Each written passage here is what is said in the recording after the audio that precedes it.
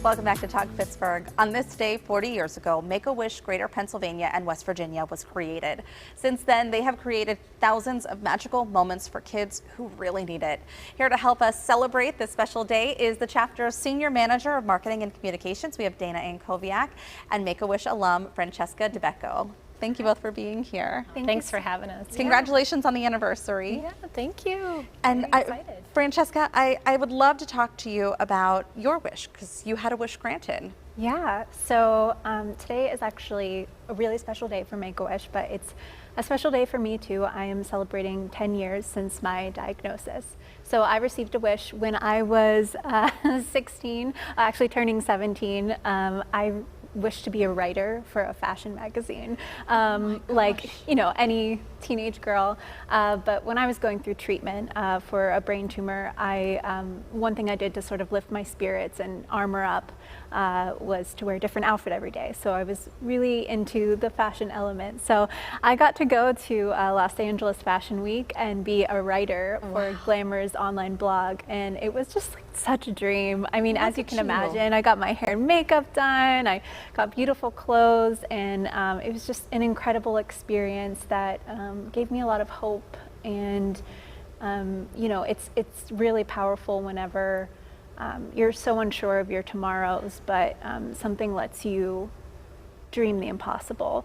It's just a really powerful moment, and so I'll always, you know, really cherish that time. And Dana, I mean, that right there is the reason, right? It's that hope that there is a tomorrow and that you can be there to provide that. Right. You know, our mission is to create life-changing wishes for kids with critical illnesses. And, you know, Francesca is a great testament to what the power of a wish can do. You know, there's a huge misconception that Make-A-Wish only serves children that are terminally ill or dying. And to the contrary, these are kids that are living with a critical illness or a life-threatening medical condition.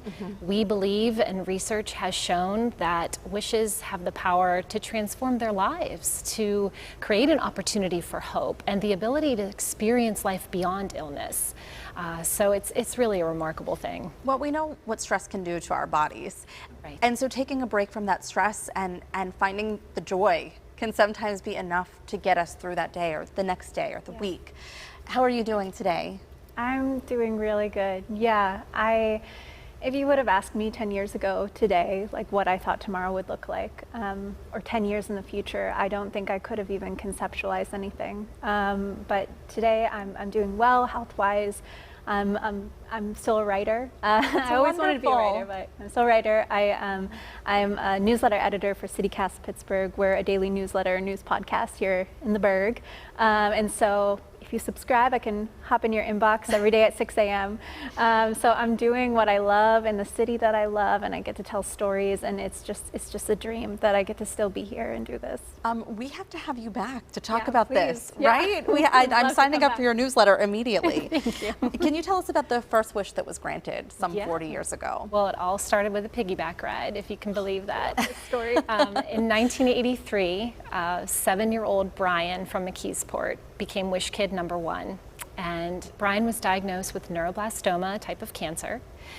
And his favorite uncle had unfortunately moved to Texas, and he missed him so. And his wish was to visit his uncle in Texas for one of their cherished piggyback rides. So that was the first wish. And it was an amazing thing. He spent several days down there. Folks down there knew he was coming, so they left presents on the uncle's porch, and there were pizza parties being thrown, and I think he left with a key to the city. And you know, that first year we granted 13 wishes, and now to date our chapter has granted 20,500 wishes. It's amazing. It is. Yeah. And you know, doesn't that just put things into perspective and how much we take for granted that he just wanted a piggyback ride from his favorite uncle? Exactly. That and is so many really of these wishes are simple like that, right? Yeah. I mean, their most heartfelt wish. Yeah. The best. And how do you guys receive your funding? How are you able to provide these wishes? Because that's a lot of wishes, and I think about the great reward at the other side of this. Yeah, and wishes are expensive. Yes, they can be. The average cost of a wish is $5,000, and that's actually based on our most popular wish, which is a trip to the Walt Disney World Resort, of course. Yeah. But you know, our largest funding source is individuals. It's everyday people making donations, and of course we receive funds through foundations and corporations, folks putting on events for us, and we're just so grateful. You know, we've never had to turn away a child because of funding. So every child that is medically eligible for a wish gets a wish. How has this transformed your life? Oh, in so many ways. You know, like what I was saying earlier, this happened to me at such a pivotal time, right? I was 16 turning 17. Everyone's, you know, planning for the future, figuring out who they want to be, and I sort of had to put life on hold.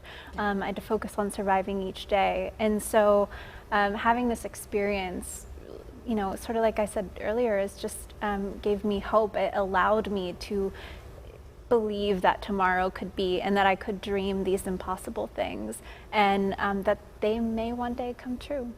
Thank you both for coming, for sharing your experience, and for all that you do. Thank you. Thank you.